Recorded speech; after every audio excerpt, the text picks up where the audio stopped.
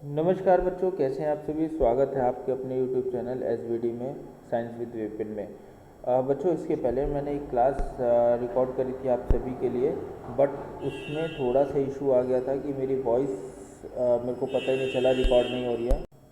तो बच्चों, मैंने पहला चैप्टर आपका फिनिश कर दिया है। वीडियो के डिस्क्रिप्शन में उसका लिंक दे दूँगा, ठीक है। पहला चैप्टर केमिकल रिएक्शन था, तो वो मैंने 2 वीडियो 2 पार्ट में ख़त्म कर दिया। उसके इक्वेशंस कराने हैं, क्वेश्चन आंसर्स कराने हैं, जो मैं आपकी संडे को आपको दोनों चैप्टर के एक साथ करा दूंगा, ठीक है।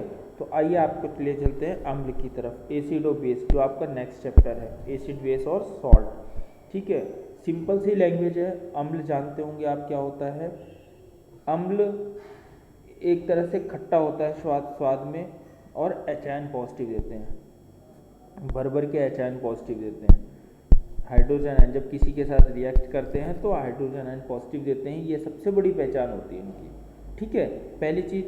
दूसरा, स्वाद में ये खट्टे होते हैं, ठीक है।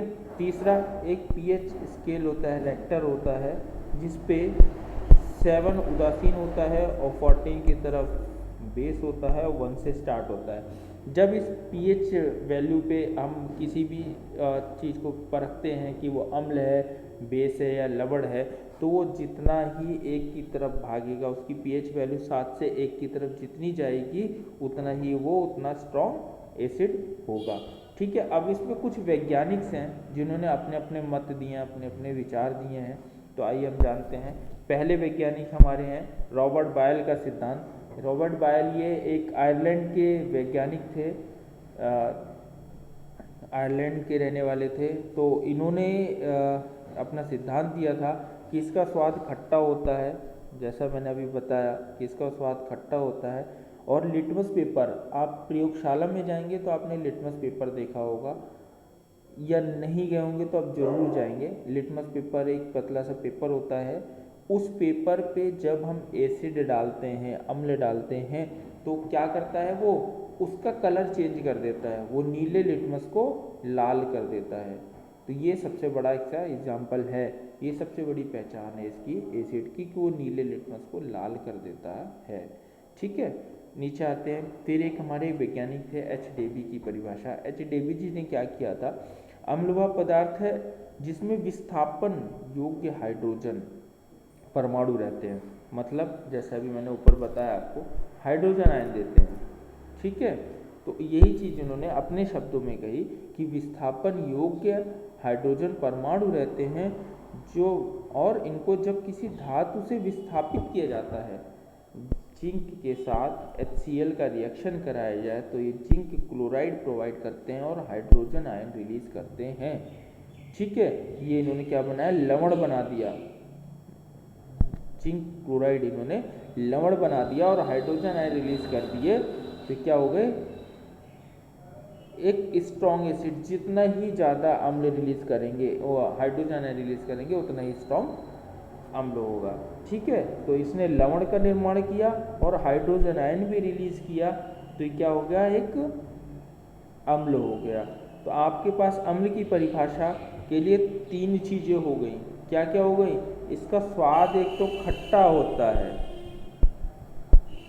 ठीक है, थोड़ी राइटिंग बेकार है। इसका स्वाद एक तो खट्टा होता है, एक हाँ है ना, इसका स्वाद खट्टा होता है। दूसरा, हाइड्रोजन आयन पॉजिटिव देते हैं, ये साफ कर देते हैं हम थोड़ा सा, ठीक है। दूसरा, ये हाइड्रोजन आयन पॉजिटिव देते हैं। तीसरा, नीले लिटमस को लाल कर देते हैं। चौथा, 3 हो गए, खट्टा होता है, हाइड्रोजन पॉजिटिव होते हैं, नीले लिटमस को लाल कर देते हैं। चौथा, पीएच जो स्केल होता है, जितना ही ज़्यादा 7 से कम होगा, 6, 5, 4, 3, जितना ही कम होता जाएगा स्केल वैल्यू पे, उतना ही स्ट्रॉन्ग एसिड होता जाएगा। अब इसके प्रकार क्या होते हैं। प्रबल, देखो प्रबल क्या होता है, जो अम्ल पूरी तरह से वियोजित होते हैं। आपने एक पानी का जार लिया, पानी के जार के अंदर पानी लिया और उसमें अम्ल डाला, तो जितना ही ज़्यादा घुलनशील होंगे, पूरी तरह वियोजित हो जाएंगे, गायब हो जाएंगे। जैसे एक एग्जाम्पल दे रहा हूँ, ये अम्ल का एग्जाम्पल नहीं है, सिर्फ एक एग्जाम्पल दे रहा हूँ घुलनशील का एग्जाम्पल, कि आपने पानी लिया, पानी के अंदर चीनी को डाल के घोल दिया, तो चीनी के जो दाने थे ना, छोटे छोटे जो दाने थे, वो जब जार में गए और पानी में घोला तो एकदम डिसॉल्व हो गए, आपको पता ही नहीं चलेगा वो दाने कहाँ चले गए। ठीक है, तो जितना ज़्यादा घुलनशील होगा उतना ही स्ट्रॉन्ग अम्ल होगा। दूसरा, दुर्बल, जो पूरी तरह से वियोजित ना हो सके, छोटे छोटे टुकड़े रह जाएं, मतलब ब्रेक करने पे आपने बड़ा टुकड़ा डाला लेकिन वो आधा रह गया, इतना पार्ट रह गया, पूरी तरह वियोजित नहीं हुआ, घुलनशील नहीं हुआ, वो दुर्बल अम्ल है। सांद्र अम्ल क्या होता है? जिस अम्ल में अधिक मात्रा में होते हैं, क्या होते हैं? अम्ल अधिक मात्रा में होते हैं जबकि कम जल होता है। अच्छा ठीक है, देखो इसको ऐसे समझते हैं, आपने अभी पानी की मात्रा ज़्यादा ली, ये जार लिया, इसमें पानी की मात्रा ज़्यादा ली, ठीक है, पानी की मात्रा ज़्यादा कर देते हैं इसमें, ठीक है, पानी यहाँ तक गले तक आ गया, इसके एकदम बहने को हो गया, ठीक है, ये पानी भरा हुआ, खूब भरा हुआ पानी की मात्रा ज़्यादा ले लिया आपने, तो ये क्या हो गया? ये मतलब पतला हो गया, डाइल्यूट हो गया। हम बोलते हैं ना बहुत पतला है, मतलब किसी चीज़ को अगर जैसे चाशनी बनाते हैं घर पे तो हम बोलते हैं ना यार बहुत पतली है, गाढ़ी नहीं है, हल्की है, ठीक है, तो वो डाइल्यूट हो गया, ठीक है, तो ये सांद्र नहीं है। लेकिन इसी को अगर हम चाशनी बना दें, पानी की मात्रा कम कर दें, अम्ल की मात्रा ज़्यादा कर दें, ये पानी है और अम्ल की मात्रा इसमें ज़्यादा है, ये बड़े बड़े अम्ल हैं इसमें ज़्यादा है, तो ये सांद्र हो गया, गाढ़ा हो गया, ठीक है, तो ये हो गया सांद्रम। तलु अम्ल, अभी आपको एग्जाम्पल दिया जिसमें अम्ल की मात्रा कम और पानी की मात्रा ज़्यादा होगी।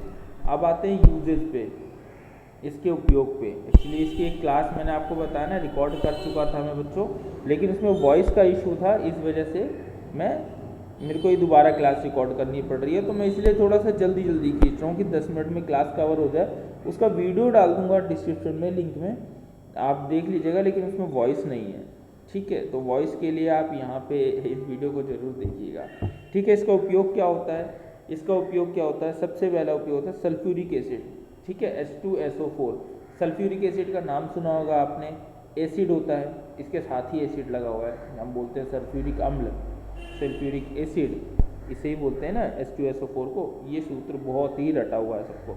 इसका उपयोग कहाँ जाता है? लेड बैटरियों में, घर में जो इन्वर्टर की बैटरियाँ लगती है ना, या जिन बैटरियों में लिक्विड यूज़ किया जाता है, जैसे हम बोलते हैं ना इसका पानी खत्म हो गया बैटरी का, तो एसिड डाल दो उसमें, अम्ल डाल दो उसमें, तो H2SO4 डाला जाता है।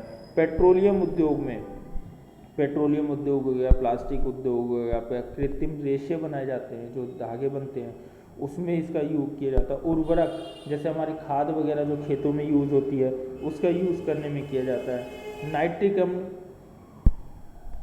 HNO3, नाइट्रिक अम्ल, सोने चांदी के जो आभूषण होते हैं उनको साफ सफाई करने में, जैसे चांदी देखो आप, कहीं ये चांदी का कोई भी आभूषण है, ठीक है, पायल हो गई मान लो, ठीक है, जब ये गंदी हो गई, थोड़ा सा समझ लेना ऐसे ही, ठीक है बच्चों, जब ये गंदी हो गई तो हम क्या करते हैं, घर पे हमारे जो पेरेंट्स हैं वो लेके जाते हैं सुनार के, हम बोलते हैं भैया इसकी सफाई कर दो, बहुत ज़्यादा गंदी हो गई, तो वो HNO3 नाइट्रिक एसिड का यूज़ करते हैं, अम्ल का यूज़ करते हैं, और इससे इसको साफ़ कर देते हैं, एकदम ऐसे टकाटक साफ, एकदम चमकने लगता है, ठीक है। विस्फोटक, जब भी हमें विस्फोटक, जो दिवाली आ रही है, दिवाली पे जो पटाखे यूज़ होते हैं ना आपके, पटाखे के टाइम पे भी इसका यूज़ किया जाता है, ठीक है। तो अब आ जाते हैं हम इसकी परिभाषा पे। सबसे सिंपल परिभाषा इसकी है, ठीक है। अम्ल क्या होते हैं? जो हाइड्रोजन आयन भर भर के देते हैं, मतलब भर भर के बदली ना, एक एग्जांपल बता रहा हूँ, जो हाइड्रोजन आयन पॉजिटिव होते हैं, स्वाद में आपके खट्टे होते हैं, खट्टा होता है स्वाद में, हाइड्रोजन पॉजिटिव देता है, पीएच स्केल पे, पीएच वैल्यू पे पीएच मान 7 से कम होता है, ठीक है, हाइड्रोजन पॉजिटिव देते हैं, खट्टा होता है स्वाद में, पीएच वैल्यू 7 से कम होती है, और नीले लिटमस पेपर पे जब हम अम्ल डालते हैं तो वो क्या कर देता है, उसे लाल कर देता है, ठीक है। तो ये आपकी परिभाषा हो गई है नेक्स्ट क्लास में मैं बेस पढ़ाऊँगा, उसके बाद आपका एसिड पढ़ा के ख़त्म कर दूंगा चैप्टर। फिर इसके ऊपर जितने भी क्वेश्चन बन सकते हैं वो सारे क्वेश्चन करेंगे हम, ठीक है।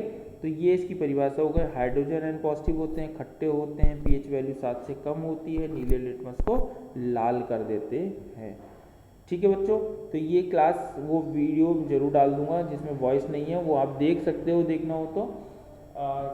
मेरे को ध्यान ही नहीं था कि मैं वॉइस इसमें नहीं डाल पाया, ठीक है। तो ज़्यादा से ज़्यादा शेयर करिएगा, चैनल को सब्सक्राइब कर रहे हो आप लोग, देख रहे हो, बहुत बहुत धन्यवाद। और ज़्यादा से ज़्यादा प्यार दीजिए जिससे मैं और ज़्यादा मोटिवेट होकर आप सभी के लिए आपके फ़ायदे की वीडियोस ला सकूँ। चलो बच्चों, बहुत बहुत धन्यवाद।